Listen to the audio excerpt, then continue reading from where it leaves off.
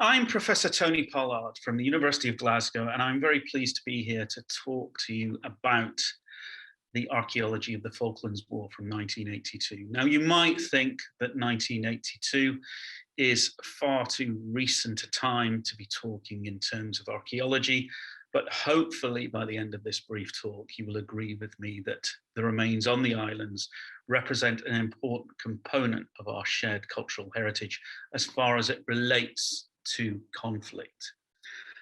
I do not have time to go into the politics and the history of the conflict between Britain and Argentina, nor will I be looking at things like the maritime aspects of this conflict, which are incredibly important, but the archaeology, the remains I'm looking at are on the islands themselves. The first recorded landing on the islands was in 1690 when a British sea captain called John Strong put ashore briefly, and he named the islands after Viscount Falkland, who at the time was the first Lord of the Admiralty. Hence, the British know them as the Falkland Islands. The Argentines, for an entirely different reason, know them as the Malvinas. I'm not going to go into the origins of that name. It involves the French. So it's all very complicated. But needless to say, the islands, even through their name, are regarded as very different entities by both Britain and Argentina, and both have claimed ownership. Today, as it was in 1982, the islands are a British overseas territory, which means that they are self-governing, but issues of foreign policy and defence are overseen by the government in the UK.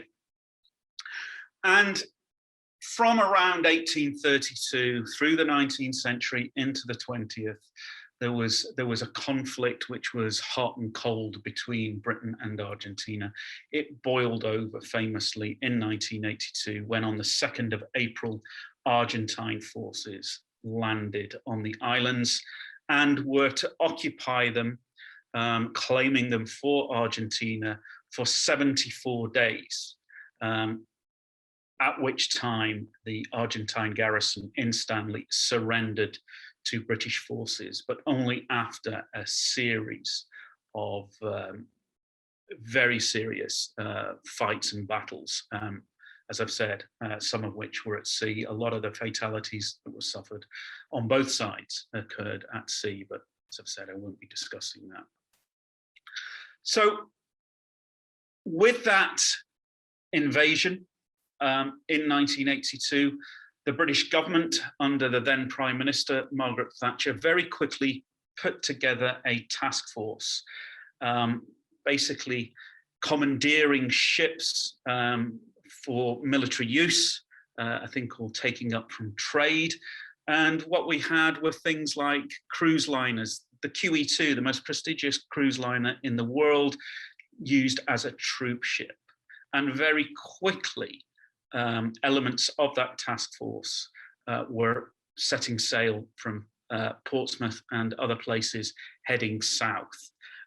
They stopped off at Ascension Island pretty much halfway there after 4,000 miles. There was a lot of reorganization. Stores had been packed on these ships extremely quickly. They were sorted out.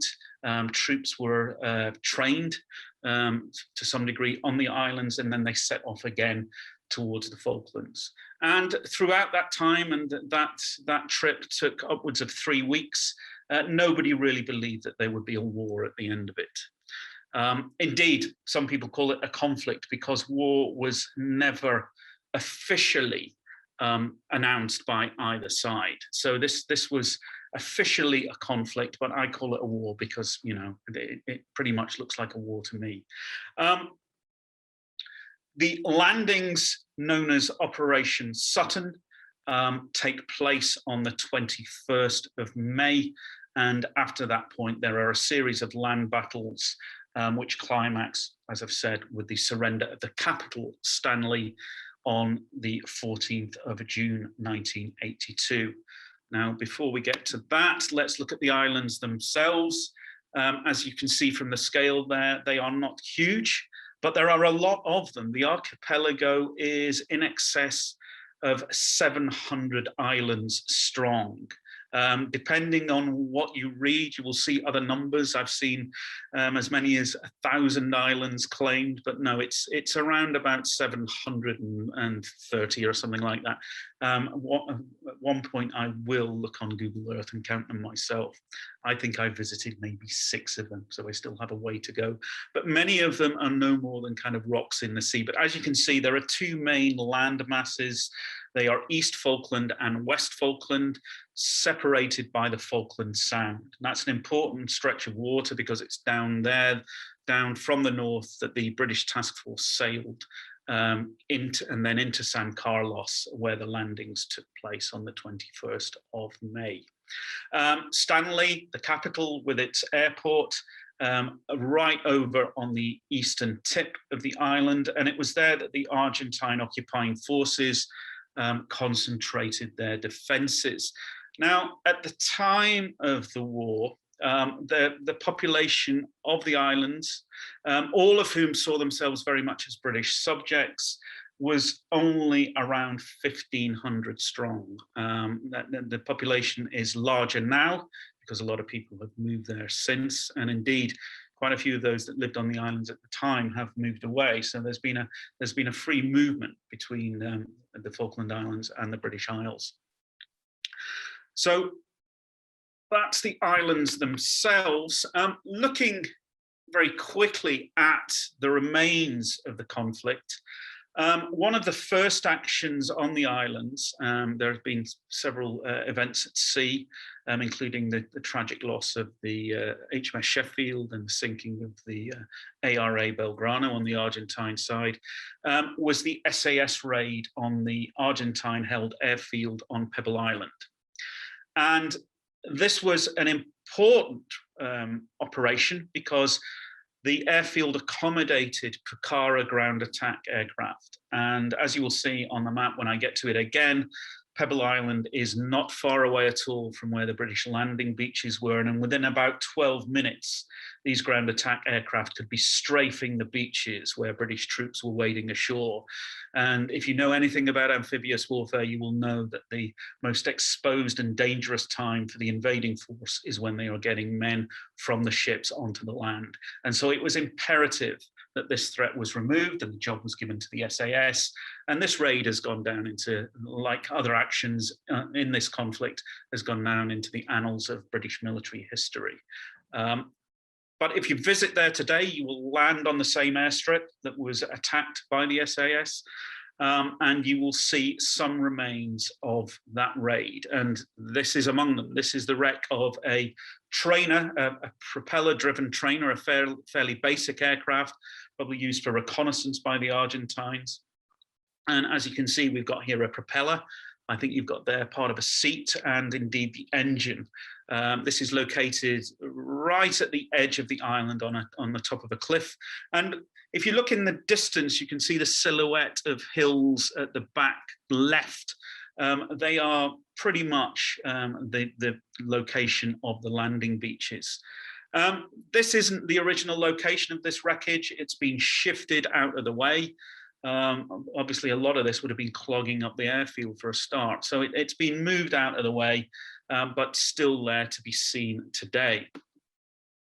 But it's not all aircraft wreckage. We'll come back to one more plane wreck. I was very excited to see this. It was late in the day on my visit. I only had one day there. This was my first visit to the islands in 2012, which was the 30th anniversary of the Falklands War. And here you can see this circular depression. Now you might think, circular depression, it's got to be a shell hole, but it's not. If you look in the back there, you can see a zigzag trench running almost like the tail of a tadpole, running away from this depression. And we have a great photograph of one of these features in use from West Falkland. I think it's from Fox Bay. And what you have here is an 81mm mortar. So that feature to the north of the airfield, Pebble Island, was a mortar pit. So it's a defensive structure dug into the ground. You can see there the mortar tube, and in the background there you can see a soldier, an Argentine soldier, running towards the mortar with a shell, and that trench is leading off to the magazine, where these explosive shells are stored. And you can see between 1982 and 2012 how that feature has denuded. Now, I said I would come back to an aircraft wreck. This one's interesting. This again is on Pebble Island. Again, this is to the north west of the airfield. And you can see scattered wreckage here. This is much more of a debris field than that relocated Mentor wreckage. And you can see in the background, there's a cannon sticking up. To the right of Alan White's head is an ejector seat, a British ejector seat, and various other bits of wreckage. Now, Alan was good enough to show me around the islands. He was living there at the time of my visit in 2012, and a very well-informed guide to both the natural history, there's a lot of penguins on Pebble Island, and the military history. And this piece of wreckage in particular that he's holding up interested me because I'd seen it on the internet before my visit. And if you visit sites like Flickr where people put up their photos, you'll see people stood or crouched behind this thing, just like Alan, holding it up. And obviously popular because it has the word Argentina stenciled on it. But I'm really interested in the history of objects, what we would call object biography. And this plane wreck has a story to tell simply through examination, if you know what you're looking at, of the wreckage itself. And I'm not talking here about a forensic analysis of the crash, though you can do that. You can still see the crater where the plane first hit the ground. I have to say, this was shot down in May of 1982 by a British Sea Harrier. It was one of three of these Mirage type aircraft shot down. The other two pilots died and they were lost at sea. This pilot, the pilot of this aircraft, ejected just in the nick of time, broke a lot of bones, but fortunately survived the crash. So let's look at this wreckage and this aircraft in more detail. Here we have an intact example. Now, for all intents and purposes, this is a French Mirage 5, but it's not. In the late 1960s, France and Israel had a plan to build in Israel under French license an aircraft closely based on the Mirage 5. And it was going to be called the Nesha.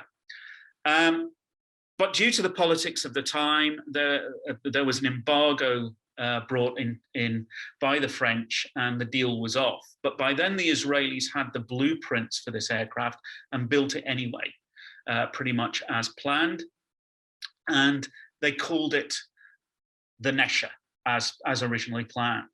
But then they sold these aircraft to Argentina, and the Argentines called them the Dagger. And there you can see one in Argentine camouflage colors with the flag on the tail there. So we've got an aircraft that is originally French, certainly by design, but then built in Israel, called the Nesha, and then sold to the Argentines and reconfigured into the Dagger, and then goes into combat in 1982. And that long story, that biography, can be teased out of this wreckage. Here's a panel. This might be from a wing. I'm no expert on aircraft or the wreckage. I'm sure some of you out there could tell me what this is, but I'm interested in the paint job. Look at that surface there. You can see where the wind and the rain and the elements have washed away the Argentine colors on the outside, and they've revealed there almost the ghost of the Star of David. So that's the original Israeli paint job, which has then been overpainted by the Argentines. And I think that's a fantastically telling piece of archaeological evidence right there. So Pebble Island, where that raid took place and where that Argentine Dagger crashed, is up there to the north of West Falkland. And let's not forget that the British landed on the beaches here in the sheltered bay of San Carlos on the western side of East Falkland, basically as far away from Stanley as they could get. And again, the Argentines chose to put their major defenses largely on the mountaintops, just to the west of Stanley. So there is that bay, that's San Carlos Water, a photograph by me taken from the south. You can see there the mouth that leads out into Falklands Sound, and that high ground there at the end overlooking the entrance is called Fanning Head. And the British landed, they brought in their landing craft and put troops ashore on these beaches on the eastern side of the bay. Now, the Argentines, even though their main defenses were located around Stanley, did have troops in this area, and indeed they put a force of around half a company, I think, known to the British as the Fanning Head mob, up on that high ground, obviously covering the entrance to the bay. They again were an immediate threat to the landings, and so they were dealt with also by British Special Forces, ostensibly by the SBS, the Special Boat Service, supported by the SAS, the Special Air Service, and they were removed in a very fierce firefight. That left the coast clear, literally, for the task force landing craft to come in and put troops ashore. There's a map. So there's Fanning Head up at the top there. Landing craft come in, and there's Blue Beach, 40 Commando and Two Parrot. And the first British forces to land on the islands were elite. They were paratroopers or Royal Marines. And we'll look at the roles that they played in the conflict. Ajax Bay, on the west side of the bay, there was an old meat processing plant there that became the main British field hospital. And famously, anyone that went in there alive came out of there alive. Phenomenal medical miracles worked there throughout the conflict. We're going to look at the environment of San Carlos and the archaeological remains relating to the British landings there. Then we're going to look at the first of the major battles, the Battle of Goose Green, which is fought down here on this narrow strip, this isthmus of land, which connects two parts of East Falkland together. So here we have the landings. There are the landing craft preparing to take men ashore. There they are, clambering onto the beach. Now, fortunately, there was no great threat. Those Picara had been removed on Pebble Island. The Fanning Head mob had been taken out of action, and so these weren't contested landings. If they had, it's inevitable that British losses would have been much greater. There were a couple of helicopters shot down and fatalities there. But this wasn't D-Day. We're not looking at masses of deaths and injuries during these landings. And once ashore, the first thing that they did was dig in at the back of the beaches. And today, that was my last trip, my most recent trip in 2019. You can see they've dug in the rifle pits, probably two-man rifle pits, scattered across the back of the beach, dug into the peat. And the thing is here that the soil tends to be peaty. The water table is very high. You don't have to dig very deep at all for the water to start leaching out. And a real problem. There were a lot of cases of trench foot among the British and indeed the Argentines. But there you can see in the background, the next objective is this high ridge to the east. And men, once they consolidated on the beach, started to move up those slopes with incredible amounts of equipment on their backs and their burgans, their rucksacks. And then they dug in on the top of what's generally known as Sussex Mountain. And there is the view from the top looking down onto the beaches. There's the entrance into San Carlos Water.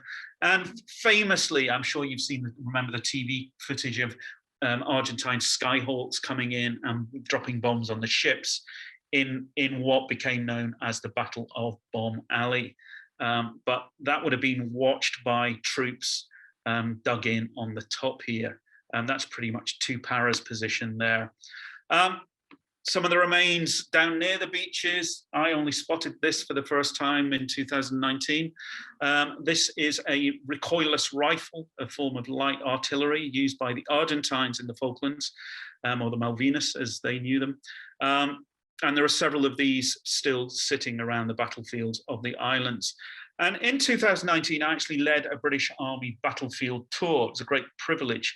And I learned a heck of a lot from going around the battlefields with these guys. But there we are, sat in some of the British positions, very atmospheric there, not unusually, the rain coming in, again, looking down through the mouth into Falkland Sound. But you can see here, these aren't trenches. You know, there's no soil up there of any depth. They're bringing boulders and rocks together to build what we would call sangars. So they're building very primitive kind of rock shelters. And as you will see, the Argentines had much longer on the islands, and they built a whole range of these defensive structures on the mountaintops, most of them located around Stanley.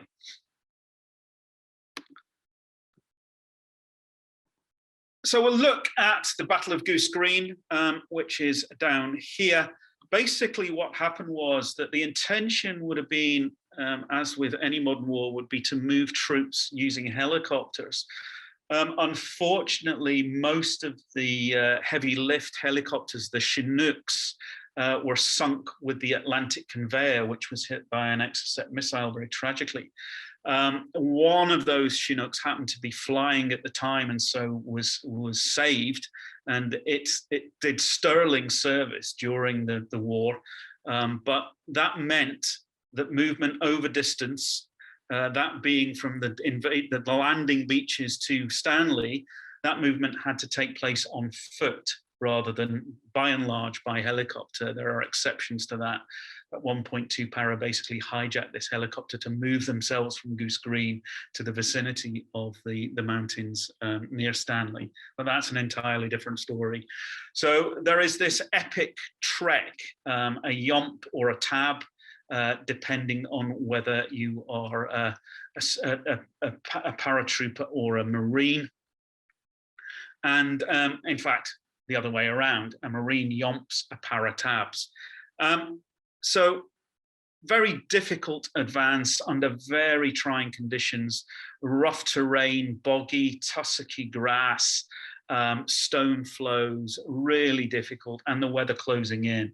We're looking at May, the winter is coming in, the season is opposite to the British Isles, summer coming in here, it's winter coming in down there, so incredibly challenging. But the problem was that the right flank of that advance across the island towards Stanley was threatened by a large Argentine garrison at Goose Green, which included another airfield and more Pucara aircraft. So that was engaged, and Two Parrots were given the job, and they moved across to the south to the end of the isthmus, and then at night began the advance into the Argentine defended positions, and the Battle of Goose Green ensued. It was supposed to take place entirely over the night. The British preferred to fight in the dark. They've been trained to do this, and most of the battles are actually fought under the cover of darkness on the 27th of May. But for a variety of reasons, it's a much harder fight than was perceived, was expected. And the battle lasted through most of the next day. So through the night of the 27th and into the day of the 28th of May. And this is the view from the south, looking up towards the high ground there on the left, where the landing beaches were. This would be the Argentine perspective. And as you can see, it's a low rolling landscape. I spent more than 2 days, I think, on my first visit, just wandering up and down the isthmus, and was struck by the open nature of the terrain, all of which benefited the defenders because they could establish their own fields of fire and put themselves in the dominant positions on the high ground and in the dead ground. And they went to great effort to dig in. There are trenches and rifle pits all the way down this isthmus, what we'd call defense in depth. And each of these positions had to be tackled individually by teams of paras who attack in company strength, moving down, B company moving down the western side of the isthmus, A company down the east, and D company down the center. And that fighting goes on, and the advance continues until they get to a linear feature, a hill or a ridge known as Darwin Hill. Well, Darwin Hill's generally regarded as the eastern portion. The rest of it is kind of Darwin Ridge, but it runs right across the isthmus. It's like a natural fortification. And the Argentines made great advantage of it. They dug in and put rifle pits all along the crest of it. And it was there that the advance stalled. And it was in trying to break that deadlock that the commanding officer of Two Parrots, Colonel H. Jones, was killed trying to storm an Argentine position, and famously awarded the Victoria Cross posthumously. After his death, the breakthrough occurred, and the battle goes beyond the ridge towards the airfield and the settlement of Goose Green itself, and ultimately the Argentine garrison surrenders. And again, there's another view, this very open landscape. That's looking from the ridge, again, looking to the north. There's the view from the ridge to the south with Goose Green settlement. Now, the local population was actually locked up by the Argentines in the village hall. Can't be stressed that Falkland Islanders suffered terrible stress and agonies during the occupation, and indeed being locked up while this battle is raging must have been a terrifying experience for the civilians. But the battlefield takes in all of this terrain. The airfield is just to the right, off shot. And looking at some of the physical remains of that action, we'll start with the monument to Two Parrots, a photograph I took in 2012, very atmospheric with the going down of the sun. But you can see there's a white picket fence around the monument. And when I was there, first off, there were these objects sat on one of the gate posts. And what we've got on either side of the two cartridge cases are shell fragments. But those two cartridge cases from a 7.62 round, the British and the Argentines effectively used the same weapon known to the British as the SLR, the self-loading rifle. The difference was that the Argentine version was capable of fully automatic fire like a machine gun, whereas the British version, at least officially, was semi-automatic, so you had to pull the trigger every time you wanted to fire a shot. And the British relearned in the Falklands just how much lead had to be put into the air to win a firefight in a modern war. And if we look at what we know as the head stamp, which is on the non-sharp end of the cartridge case, you can see a series of letters and numbers.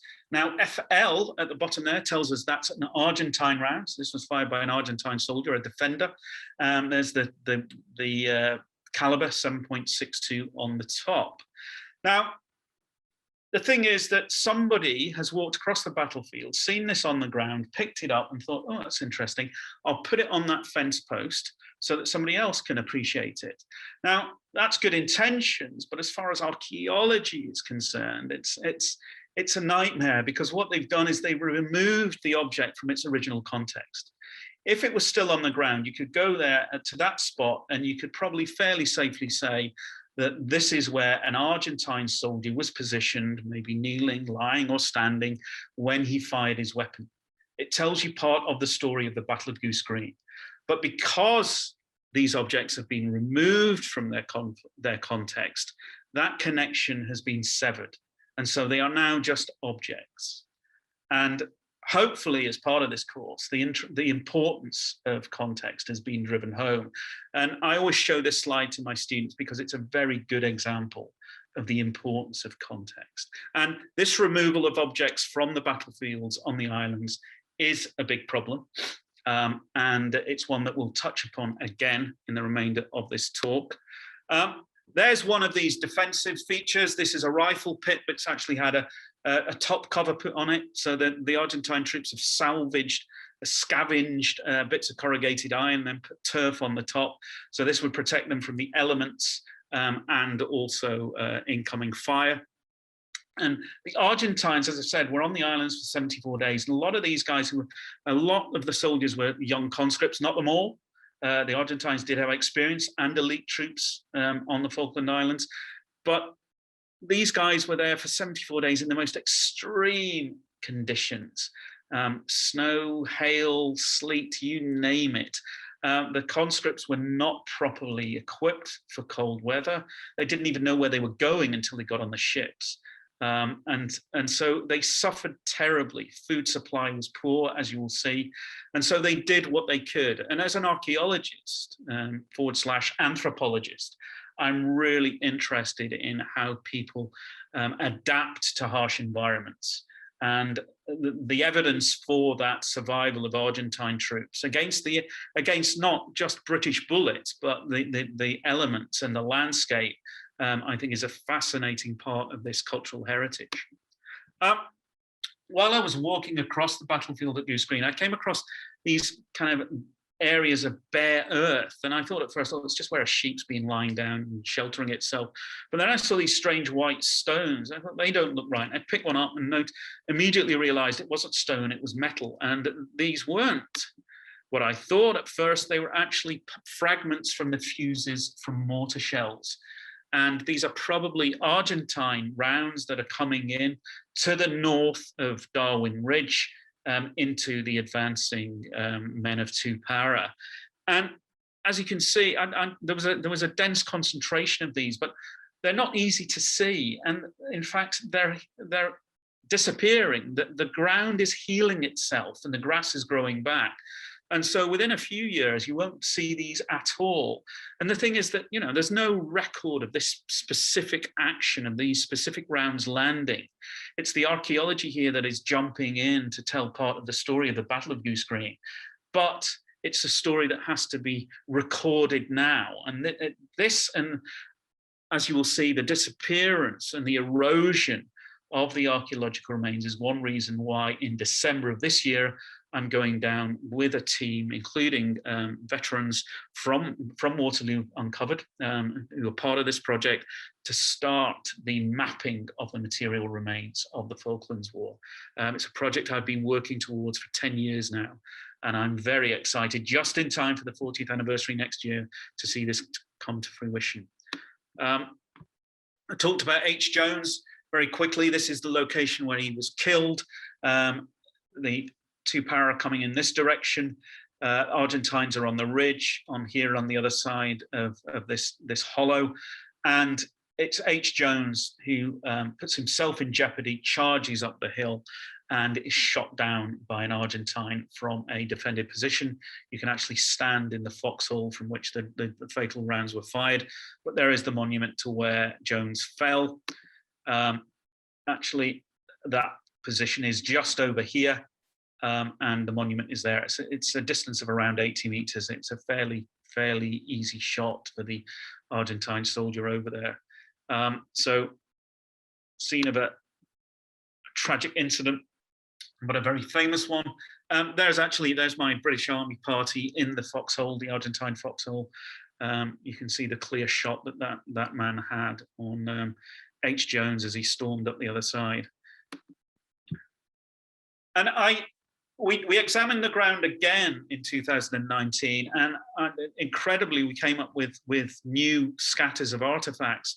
And here we've got, just beyond Jones's monument, we've got what looks like pretty much a full magazine. There's probably more than 30 rounds here, fired by an SLR, and we can tell they're British rounds from the head stamps.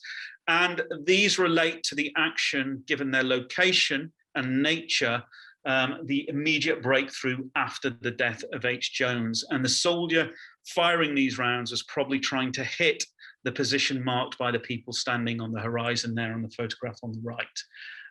This was an incredibly visceral discovery, brought the battle as far as it can be brought to life to those that didn't fight it,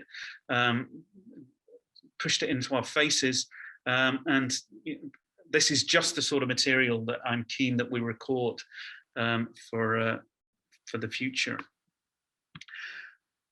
Eventually, the garrison is overwhelmed and surrenders. after a lot of hard fighting and losses on both sides. And the garrison is put into a temporary prison camp. You can see there in the foreground a very good example of an Argentine bunker, a hollow in the ground and stones around it. Again, a corrugated iron roof with turf on the top. But there you can see these very depressed and cold Argentine soldiers, though probably glad to be alive.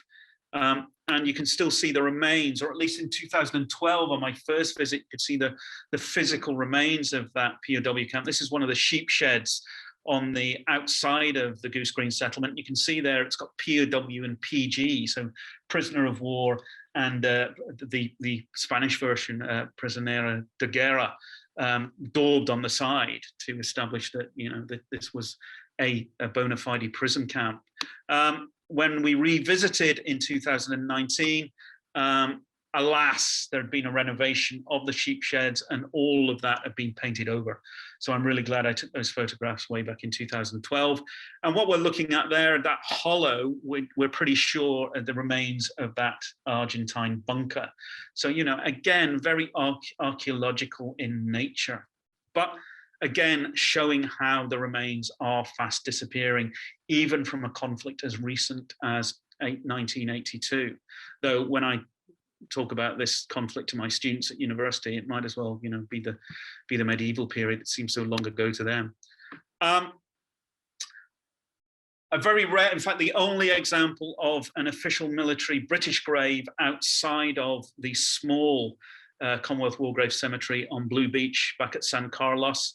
Famously, the Falklands War was the first British war where the dead were actually brought home at the insistence of families, but there were those families that chose to have their loved ones buried on the islands. H. Jones is one of those who's buried in that cemetery. But this is the grave close to the Goose Green settlement of Lieutenant Nicholas Taylor, who was a Royal Navy Harrier pilot, shot down by ground fire on the 4th of May and buried with full military honours by the Argentines. And then his grave became an official Commonwealth war grave. And this again, 2012, so the 30th anniversary. So there's loads of material deposited on the grave. You've got those poppy wreaths, the poppy crosses, stones with military insignia on them, all sorts of things that have been put there to honor the dead. What most interested me at the time was that wreckage at the back of the headstone, twisted bits of aluminium and iron. These are pieces of Taylor's Harrier that was shot down not that far away. And I was very interested as an archaeologist as to how that got there.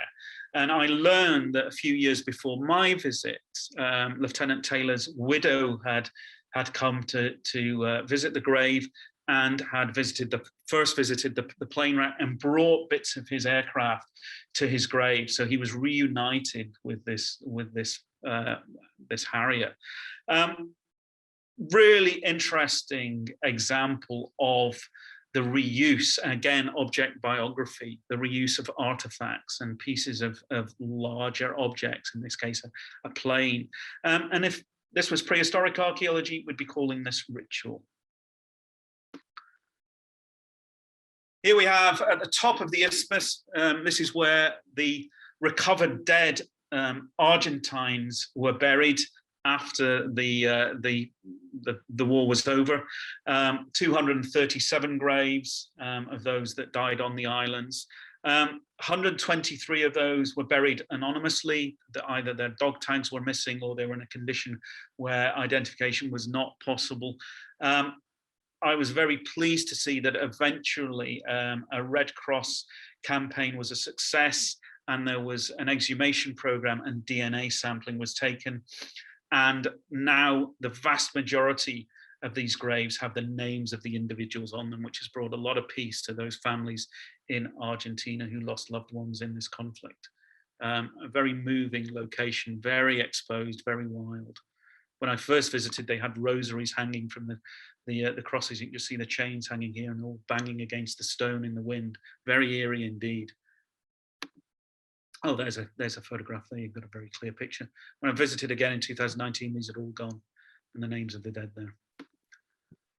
So we've looked at the Battle of Goose Green. So with that cleared, the advance could progress, and there are incidents I'm not going to talk about, and I'm now going to briefly look at the battles on the mountains, which were the kind of climax of the British campaign. But as I've said, the first troops to land were the Paras and the Royal Marines. Later on, an infantry brigade arrived, the 5th Infantry Brigade, which included the Gurkhas, the Scots Guards, and the Welsh Guards. And they didn't march over the island. They didn't advance on foot. They were brought around the southern part of the southern coast towards Stanley on troop ships. And very tragically, 2 of those ships, the Sir Galahad and the Sir Tristram, were bombed by Argentine Skyhawks before all of the men had got off at Fitzroy, and 56 were killed and 150 wounded, the biggest single loss on the British side. Very tragic incident, and there are those horrific TV segments showing the ship on fire and men being brought ashore in the lifeboats. But there again, you can see that we've got cartridge cases here of various types have been put at the base of this monument as kind of votive offerings. So the battlefield is coming to, in this case, it's not a grave, it's a memorial. So then we have the final battles on the mountains, which ring the western fringe of Stanley. And these battles start around the 11th of June and go on to the 14th of June. And it's that day that the Argentines surrender. I'm going to look at 2, probably the 2 most famous, Mount Tumbledown and Mount Longdon. Mount Tumbledown fought ostensibly by the Scots Guards, but 4-2 Commando and the Gurkhas also play a role there against the Argentine 5th Marine Infantry Battalion, experienced elite Argentine troops. And then Mount Longdon, one of the bloodiest battles fought by 3 Para against the 7th Infantry Regiment. So we'll look at the remains of those battlefields. On Mount Tumbledown, some of the more obvious items on the field include these field kitchens where hot soup would be served. This was the high end of Argentine field catering. Supply of food from Stanley, where supplies were plentiful. They didn't get out into the field effectively enough due to the ineptitude of the Argentine command structure. And if you were lucky, you would get a hot meal from here. There's actually a photograph of Argentine troops queuing up for these soup kitchens. But as you will see, a lot of troops were left to fend for themselves. Variable survivability. So I've talked about the removal of objects, but this stuff's decaying. You know, the climate down there is fairly severe. And believe it or not, on the left there, those bits of rusted metal are from a rifle magazine and almost decayed to nothing.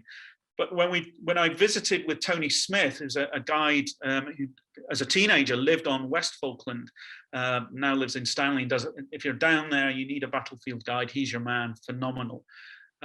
We found this ammunition box. He'd not seen it before, Argentine, wooden, well preserved, but it's clearly not going to last there forever. So again, I would argue needs to be recorded in a survey. All these dugouts, when you're walking across these crags, these limestone extrusions, it can seem that every nook and cranny had been used for the Argentines, either as a shelter from the elements or a fighting position, or the 2 combined. And there's an incredibly well-built one. It's almost like a concrete pillbox, but they vary in form. There's Tony Smith. Here's a rock shelter with a defensive sangha built around it. It's actually been destroyed in the attack by fragmentation and indeed phosphorus grenades. You can see there the burnt remains. This is a process called frag and fry, where a standard fragmentation grenade will be thrown into a position and followed up with a phosphorus grenade, which will burn out anything that survives. A very brutal form of warfare, but this is the reality of close quarter fighting. You can see there buckles and eyelets from tents and such like are all that's really survived. Here's another protective wall. There's a lot of canvas in here. This had at least 1 tent in it. Tents not going to last very long on these windswept hill slopes, so they would build walls around them, try and protect them as much as they could. Onto Mount Longdon. This photograph, I think, was taken around 1998. I found it on the internet. It's an area I know as the Scrapyard. And there was an effort by the local population to clear up the battlefield. For a conflict archaeologist, that's a bit heartbreaking, but this is the real world. So a lot of the debris was brought together and dumped in this one location. And you can see it's a huge amount of material in here. There's a 50 caliber machine gun tripod. There's the inner armature from a cluster bomb dropped by a Harrier. There's all sorts in here. I visited this location in 2012. And here is the same view then. Look how much material's gone. That's all that's left of that cluster bomb armature. That wheeled contraption here, some sort of trailer has been shunted to the edge. A lot of it, where has it gone? Has it been recycled? Has it been taken as souvenirs? I don't know. But again, a very good indication that this material is disappearing. A lot of unexploded ordnance after the conflict, and this is a telltale trace that the Royal Engineers have been in, collected a load of unexploded Argentine ordnance, a lot of it still in its boxes, piled it up and blown it, and it creates this very telltale rectangular crater where you can see the peaks being blown off, exposing the rock beneath. So again, a very different type of physical scarring of the landscape. You can see there along the ridge of Longdon, you can see Stanley. You can see how close to Stanley this mountain was. A lot of memorials. I've written academically on the memorialization on the islands, and I'm not going to go into that at all here, but needless to say, there are unofficial and official regimental memorials, and indeed, to a degree, Argentine memorials. Another form of memorialization, if you see any big piece of kit, including those soup kitchens that we looked at, they will be covered with graffiti. So whenever anybody visits, it seems that and sees a piece of this wreckage, they carve their name on it and the date. A lot of this relates to the British garrison. Since 1982 at Mount Pleasant, there's been a major military base with an airfield. And they go out on training exercises, and if they see stuff that's of interest, they will pick it up and take it back to the base. And there's enough material on that base to create a museum in itself. The problem being that the original location and a lot of this stuff hasn't been recorded, so we've got that situation again where the context has been removed, valuable information lost. But here you can see the remains of a helicopter. I think this is a Chinook, but there's a Puma as well there. I think this is the Chinook, but you can see where every inch of it has a name and a date. There's 1989, Simon. There's a photograph. These were hit by ground attack Harriers. And you can see there the Chinook in flames, a photograph taken by an Argentine soldier. These are at the foot of Mount Kent, again in this ring of mountains to the west of Stanley. Some striking artifacts, an Argentine stretcher. I think this was on Mount William. I was stunned to discover that this was actually as old as 1917. It was French, there was a maker's mark on it. It's a First World War stretcher that was being used by the Argentines. That's when we're looking at object biography, that's a very long life for this object. There's a still in situ 81mm mortar round. I didn't have anybody with me, and that was my camera on a timer on a rock. There's a 50mm machine gun mount on overlooking the southern part of of East Falkland, where a landing was expected, but didn't. Well, Fitzroy is down there, which is where those troop ships were hit. But we discovered in 2019 a lot of field defences dug to cover that southern flank. A very rare find. Again, I think I found this or saw this on Mount William. I left it in situ. I'm an archaeologist. I'm not a collector. But this is a pair of goggles. Most of the troops had goggles. They thought they were going to southern Argentina, basically to train in desert-like areas. The goggles would keep the dust out of their eyes. I suspect, despite me putting that back in the hope that other people would appreciate it where it was, I bet that's gone by now. An incredibly rare object in situ. And I've talked about the scarring of the landscape, and I'm writing on this at the moment, but here you can see the bedrock itself permanently scarred by naval gunfire and artillery and even tank fire in some cases. So the very bedrock of the island has been scarred by this conflict. Very sad shoe, again, you know, these guys probably thought weekends we'll be going out dancing with the local girls. And so you see a lot of shoes and plimsolls and boots lying around. Here we have Charoca made in Argentina, 8.5. So probably someone's weekend dancing shoes. Again, very sad reminders of the conflict and the human side of the conflict. Now, I talked about food supply in the Argentines and the exposed positions that they were in. This is the sort of material that really fascinates me. This is material that's been scavenged and remade into something useful. So we've got fencing wire here at the top, which has made this tripod, this tripod that you could put your mess tin on over a fire to cook with. Here we've got what looks like a lid from a tin of paint with, again, fencing wire with a handle. So they made a skillet, they made a frying pan. Now this was in a rock shelter on, I can't even remember now, Sapra Hill. And I first photographed it in 2012. I then went back in with a veteran in 2015 and photographed it then. And when I photographed it then, there was a big chunk, like a slice of pie had been taken out simply as the rust had taken effect and it was decaying. And I revisited again in 2019, and sadly, all that was left of this object was that wire handle. So a very good example of how these objects are denuding and disappearing over time. Argentine surrender, 14th of June, around 10,000 troops are taken back to Argentina. There's the Royal Marines raising the flag again at Government House.